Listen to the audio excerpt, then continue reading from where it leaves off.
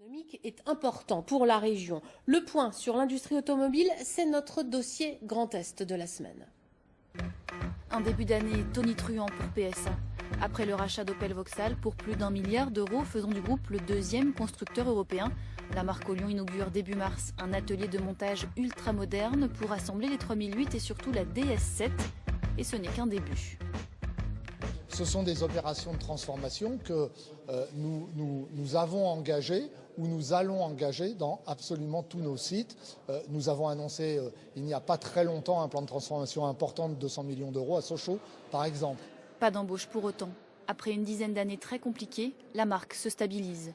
PSA est présent partout dans le Grand Est et reste le premier employeur privé de la région. Il s'agit donc pour les instances politiques régionales d'être attentives au maintien des sites industriels et donc de l'emploi.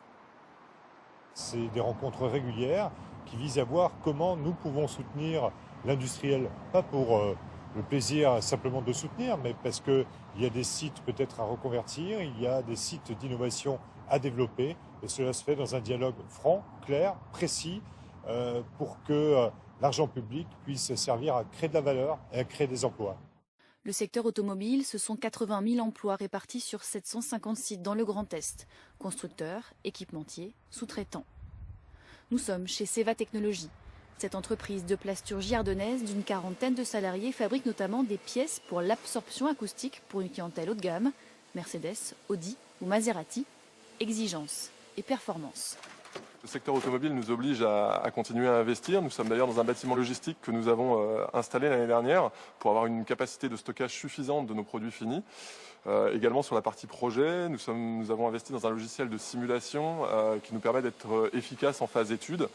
Si l'industrie automobile représente 70% de la clientèle de cette PME, Seva Technologies se diversifie en fabriquant par exemple des bouchons de parfum à haute technicité. Il faut dire que si le secteur s'est stabilisé, il a connu de grosses difficultés au début des années 2000, l'obligeant à licencier et à se renouveler en se penchant notamment sur le véhicule du futur. C'est certainement une industrie qui a encore un bel avenir puisque nous aurons toujours besoin de mobilité, mais cette mobilité sous-entend de nombreuses modifications.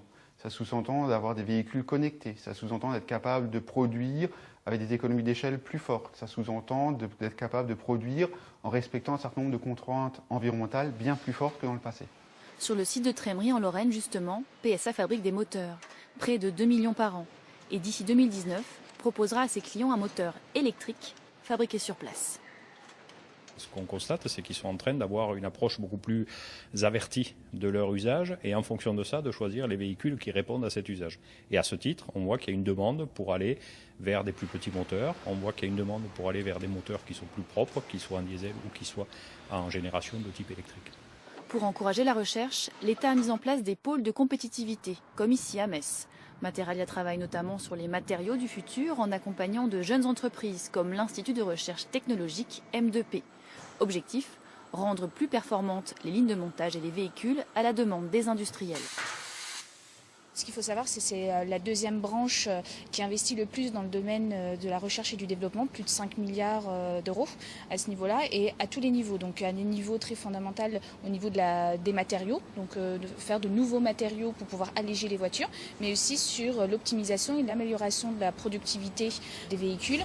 Si la DeLorean volante n'est pas encore dans les cartons, l'industrie automobile continue d'investir dans le Grand Est, une industrie qui représente 6% de l'effectif salarié régional.